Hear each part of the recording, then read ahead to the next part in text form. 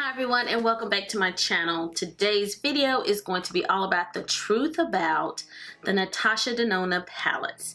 I purchased two of her palettes. I purchased the Lila palette first, and then I went back and purchased the Sunset palette. Because the palettes are so expensive, I thought it would be good to share with you guys my thoughts on the palette. I just thought I'd let you guys know the dish, the tea, the spill on the palettes. If you're trying to decide whether it's worth it to pay $129 for a palette, then I'm hoping that I can help you guys out with this video.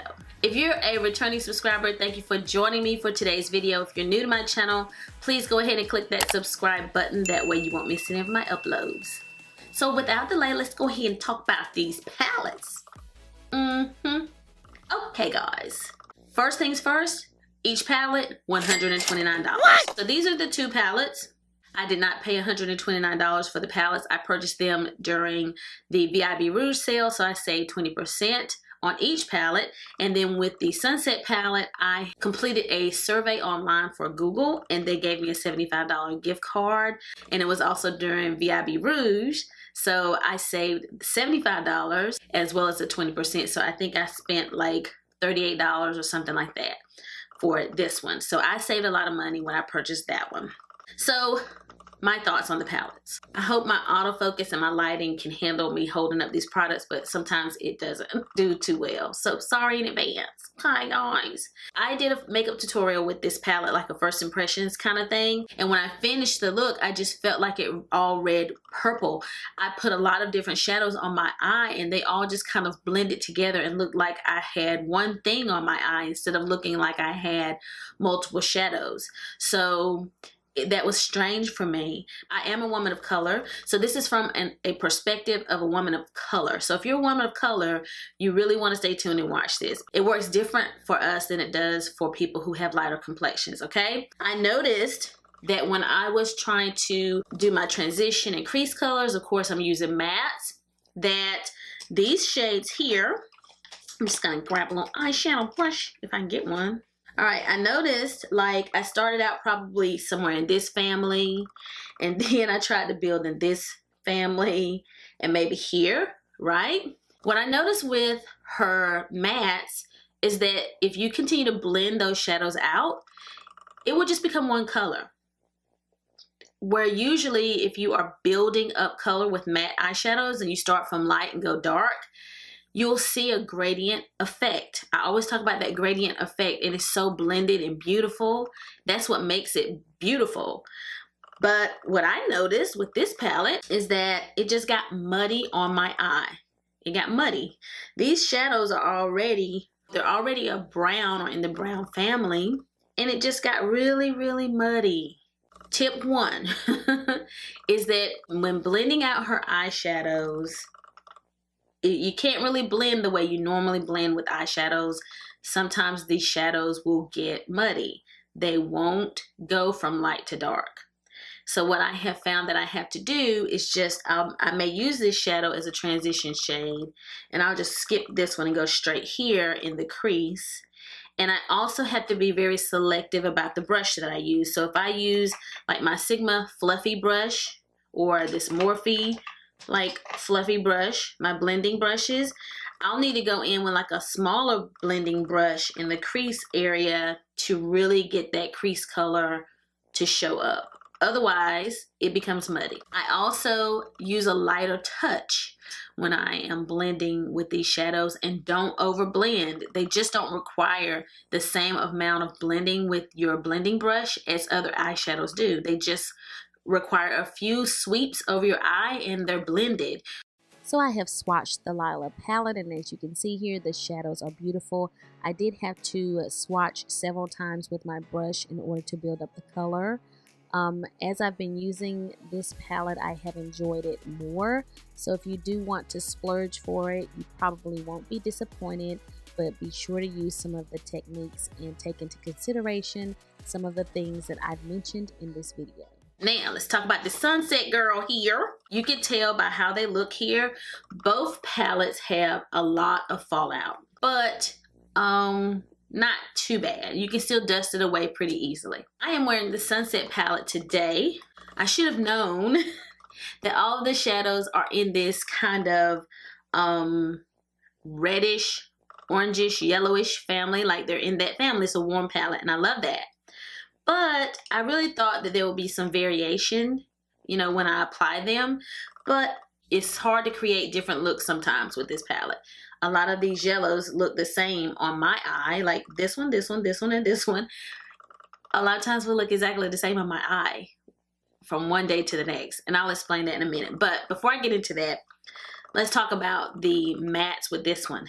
Same kind of problem with the Lila palette, that if I start off with this shadow here, and then say I want to build up and go here, and then maybe go here or here, same thing will happen. It will look muddy.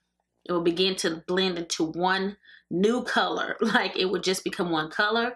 You won't be able to tell that you blended out and gotten this gradient look. It just doesn't do that. Okay, so what I find I have to do, same thing with the Lila palette. I'll start with this shade or this shade or this shade, and I'll go straight to here in my crease or in my lower V in my crease. If I'm just kind of building off of these mattes here, I won't try to create a gradient look. I'll just blend really well here with this lighter shade. I try to get my look to be gradient that way. One good thing about this palette that I like is that I have this option here. This color is important, and even this one here is important because like I am wearing this today in my crease. This shade helps break the monotony. It helps break up that muddiness. So I can almost create a more blended look by adding this.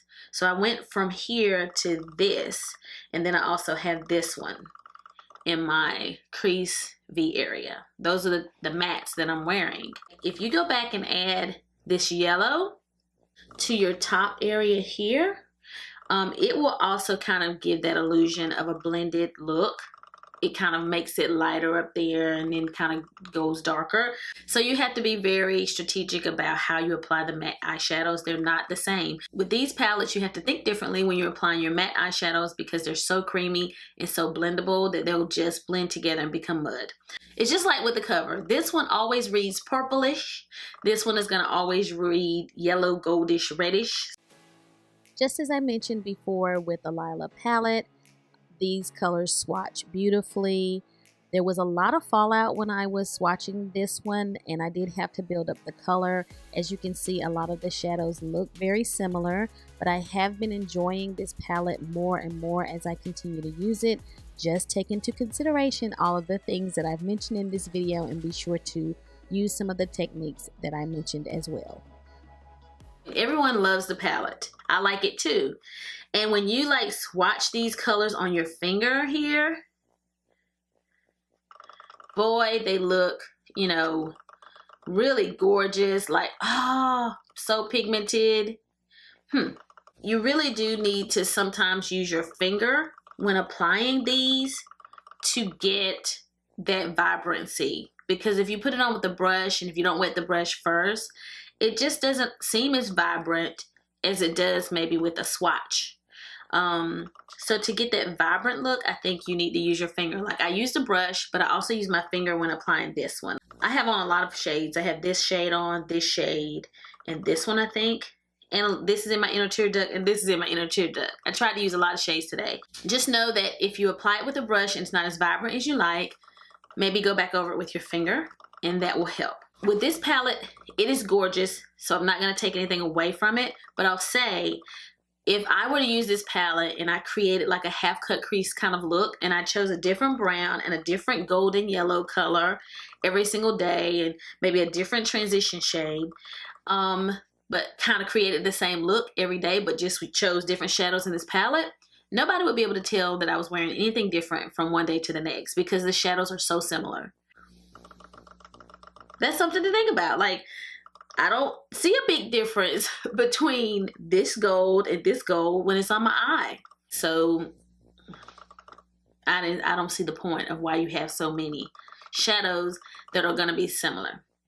I just needed one additional color somewhere in here that might have made a big difference. Like, this is wonderful that they added this, I needed one more something else that might have really just made this palette pop a little bit more for me. This video is probably gonna be longer than I wanted it to be. I can tell you that. Same thing with this palette. This one I think adds a little bit more variation. From a daily basis, these are similar. So if you try to create looks that look different and you're using anything in this purpley pink family, they kind of look, they read similar in isolation. They read similar. So on Monday, if I use this shadow, nobody's going to notice on Tuesday that I use this one instead. The one thing with this one is that it kind of has some of those golden colors from the Sunset palette. So you really could do something over here and look totally different than if you do something over here. But just know that you're not going to have as much variety. If you buy this palette, your looks are going to be somewhere in the purple family. Just know it. It's a purple palette. If you buy this palette, it's going to be in the yellow family, golden family. It's a golden palette. That might not be that bad, because if you have, you know, a dozen eyeshadow palettes and all of this makeup to choose from, then you'll just, when you're wanting that kind of look, you'll grab one of those palettes, and when you want a different look, you'll grab a different palette. But if you're a person on a budget, if you buy this and you know, I can't buy another palette for another 6 months, this is all I'm gonna have, then just know that expect your looks to be very similar with this palette. But like, you know, for example, the Jaclyn Hill palette has so many varieties. She's got shadows in there from all types of families in there. You know, I mean, you can create blue and neutral and vibrant reds. She even has a black. Like, there's so much versatility with that palette. These palettes are less versatile, so you just need to know that going in. Like, I'm not really dissatisfied with how my makeup looks today, but I've probably created the look that I'm wearing right now a lot of times with just like some of my Morphe palettes. Like, you could probably create this with that Morphe Gold palette or the Morphe 35O palette.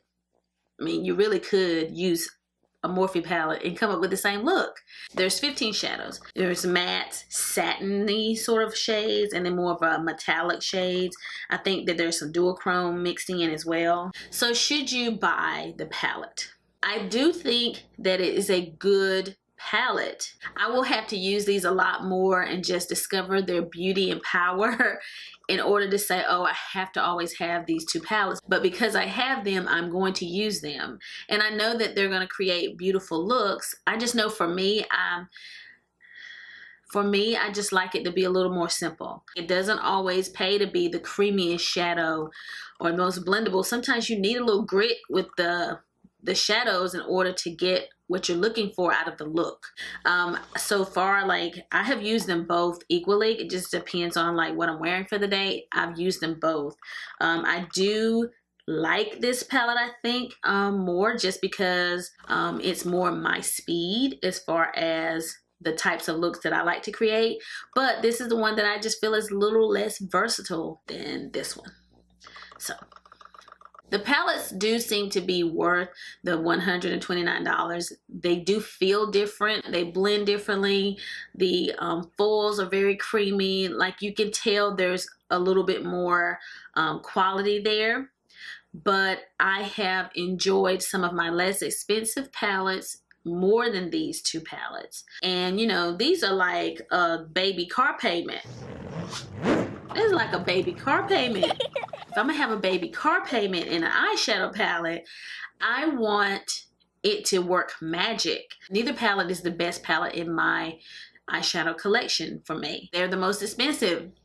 If you can go and test them out in store somewhere, like, they're not in my Sephora. I had to order them online. But if you can test them out in store, that would be my recommendation, to test them, not just swatch them, actually see what they're gonna look like on your eyes before spending that kind of money. So just know that you can get beautiful eyeshadow looks without buying a $129 palette. They may be worth $129, but you can achieve looks that may even be better than the looks from these palettes with less expensive palettes.